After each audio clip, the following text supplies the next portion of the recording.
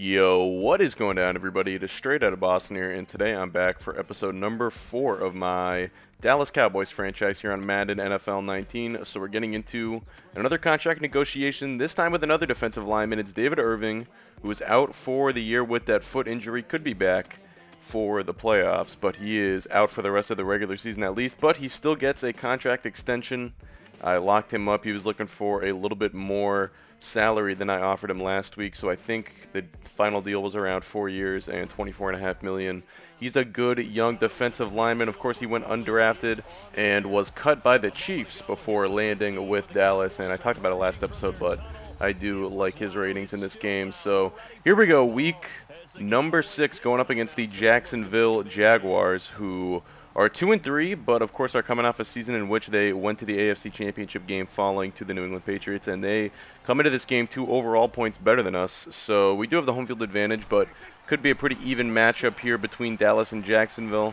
And we've got Dallas rocking the color rush jerseys. I thought this was a nice little jersey matchup here with Jacksonville in the All Blacks. That's Terrence Williams getting the first down on third down. That continues the drive for Dallas, and it's Devin Kajus, who else but Juice, in the end zone for the touchdown. His breakout season continues. He's had a couple good games now, and he's really put it together since Jeff Swaim got hurt, and he was bumped up to the #1 tight end role. There's Terrence Williams making a grab for about 10 yards. That would set up first and goal from the 3-yard line. So on first and goal, I come out in the shotgun set. I see Jacksonville with only 4 defensive linemen, and they're all pretty spread out on that line, so I think that's going to open up some lanes in the running game, but unfortunately it was actually a pretty good disguise by the Jaguars there. They were ready for the run. So second and goal, we go to the air, and who else am I going to in the red zone other than Devin Kajus, his second touchdown in the first quarter.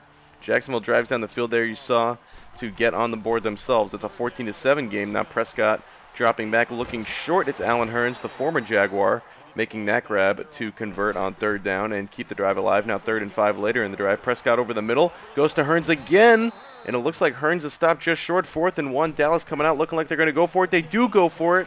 Prescott gets rid of it quickly, hits the fullback as Jacksonville was sending a blitz there, left a couple guys uncovered. Prescott was eyeing the fullback the whole way there, and he hits him for the first down. Now Allen Hurns making a man miss on 2nd and 3. He gets the ball down inside the 5-yard line. 3rd and goal, 3 plays later for the Cowboys. Prescott scrambling to his right. He's going to take off and run into the end zone himself for the touchdown and do his dance as he celebrates putting the Cowboys back up by 2 touchdowns. That makes it 21-7. But Jacksonville staying in the game. They get a field goal. It's 21-10 now when we get the ball back. 1 minute to play in the second quarter. Prescott dropping back out of the shotgun, looking down the middle for Kajus, who finds himself open against the zone that Jacksonville likes to run. I know that they're going to be running a lot of zone defense this game, so I'm picking the plays with that in mind.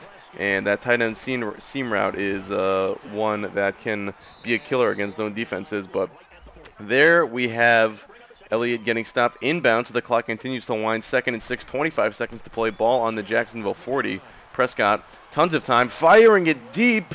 He hits his man Williams, but he was out of bounds, so that goes incomplete. 3rd and 6 from the 19. We have 1 timeout left, so I'm just going to take a little curl route to Terrence Williams there for a 9-yard pickup. That gets us comfortably into field goal range for Brett Maher, who's out for the 48-yarder. We used our last timeout, stopped the clock with 3 seconds, and Maher gets the lead back up to 14 as time expires here in the second quarter. So we enter the halftime break with a pretty comfortable 2-touchdown lead. I see this alert at the half that Philadelphia lost to the Giants in New York earlier this afternoon, so that drops Philadelphia to 4-2. That means with a win, we are back in the first place with a tie, and Washington would be 3-2, so they would be right behind both of us. So the NFC East getting pretty tight at the top here, but we need to close out this game against Jacksonville. We've got a red zone opportunity, running it with Elliott there, setting up the play action on 3rd and 3, looking left side, and that was a dangerous throw there as Hurns was well covered by Bouye, and that goes incomplete. Could have been even intercepted if Bouye had made a good play on it, but that will send out the field goal unit. Normally I'd be a little bit more aggressive on 4th and short in the red zone like that, but this late in the game, that put us up by 3 possessions. Jacksonville would answer back and get a field goal, so it's back to a 2-touchdown game. Now they have a 4th down opportunity. Bortles looking deep, going for Keelan Cole, but good coverage by Byron Jones right there, and Bortles missed him. So we would get the ball back in pretty good field position, and it's Ezekiel Elliott getting the toss on 3rd and inches. He converts for the first down, continuing this drive for Dallas as we look to just wind the rest of the time off this clock. There is Terrence Williams. Actually, no, that was Allen Hurns, excuse me, making the grab for the first down. Now end zone, and who else? Devin Kajus for the 3rd time today, grabbing a touchdown pass. He's got 5 touchdown grabs on the season now, 3 of which came today, and Dallas would close out the 34-13 win as we walk away with a pretty comfortable win against a good AFC opponent. Jacksonville coming to Dallas. We had the home field, as I mentioned, but we played pretty well. Another good, efficient day out of Prescott. The completion percentage wasn't as high, but almost 200 yards, 3 touchdowns, and most importantly, no picks. We rode Elliott once again to the tune of 153 yards on the ground, and Kajus was the big star through the air with the 3 touchdowns, 7 grabs in total for 72 yards. Defensively, you see Antoine Woods getting in there with a sack, along with DeMarcus Lawrence and Sean Lee combining for 1. And now back in the locker room, Taco Charlton getting a little bit of an upgrade after that game. That's always a good thing to see. He's got quick development, so it could be another potential young piece on this defensive line that has looked pretty good so far. Again, another good performance for the defense that game. Of course, Jacksonville, not the most imposing offense. But here we go, a showdown with Washington, week number 7. We travel to FedEx Field on the road. This is going to be a tough game. Washington sits a half game behind Philadelphia and Dallas in the division at 3-2. Philadelphia and Dallas both 4-2. Kajus getting the spotlight once again before the game starts, as he had the 3 touchdown performance last week. Our first opportunity this game comes on defense. It's Alex Smith out of an empty set on 3rd down, and look at DeMarcus Lawrence just going right by the right tackle there for Washington, and he gets the big sack, forcing the punt away. So we would get the ball now, under 7 minutes to play in this first quarter, and we have a chance to try and get on the board here for the first drive of the game. It's Ezekiel Elliott getting 7 yards on the handoff, 2nd and 3. We fire short to Blake Jarwin, the 2nd tight end, making the grab there. Prescott 1 of 1 for 9 yards. Now 1st and 10 from the 35. Handoff to Elliott. He makes a man miss. Almost broke that one. Good tackle by the defensive back from Washington to save what could have been a long run. Now 3rd and 3. Later in the drive, Prescott tries to find his tight end, but a good play by Josh Norman, who was manning up someone else, but made the play to get the hand on the ball and deflect that one incomplete. Washington gets the ball back. They've got the ball in the red zone now. There is a incompletion to the receiver there, who dropped it on the hit. Smith going short once again. It's Paul Richardson making the grab for a 9-yard gain. 3rd and 1 coming up from the 3-yard line. Smith dropping back, firing right side, and a great play by Chidobe Awuzie, the 2nd-year cornerback out of Colorado, making a phenomenal play, keeping the toes in bounds, and that was certainly momentum swinging. So Washington now would later get a field goal. They're up 3-0. We have the ball in the 2nd quarter, and the offense continuing to struggle here.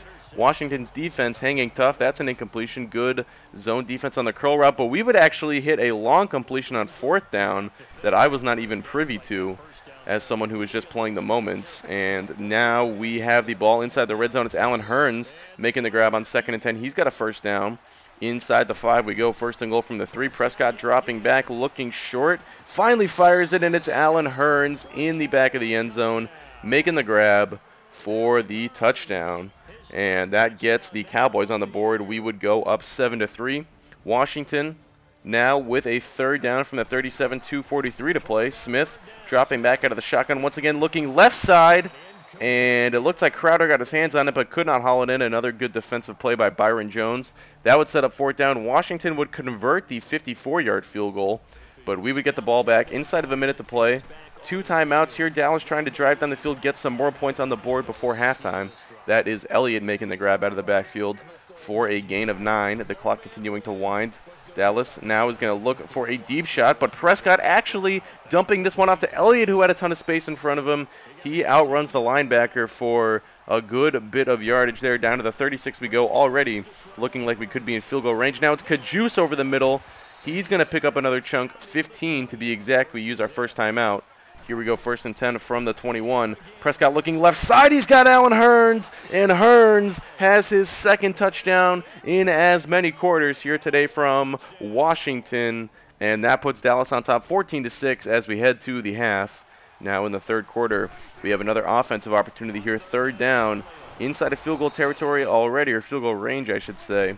And it is Elliott getting the first down on the handoff there. Now Prescott looking deep down the seam for Devin Kajus. Another week, another touchdown for the new stud tight end for the Dallas Cowboys, Devin Kajus, the man cut by Cleveland in training camp.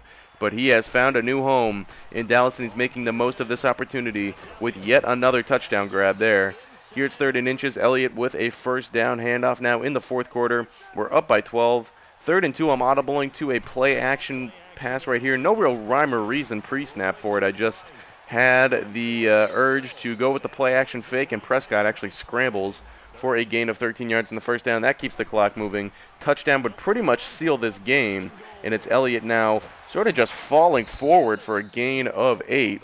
Now 2 plays later, 3rd and inches from the 1, another handoff to Elliott, and Elliott's got his touchdown. That puts us up 28-9, a 19-point lead, a 3-score game, and that is pretty much going to seal things. Now Washington does get one more touchdown. They make it a 12-point game. They've got an onside kick opportunity, but this was a pretty futile attempt. Michael Gallup recovering that one easily, and that would seal the game. Dallas is going to have one more opportunity here on 3rd and 5. Prescott play action actually loses the football here, but we were lucky to recover it. Elliott with a heads-up play falling on that one, so now we're going to send the field goal unit out.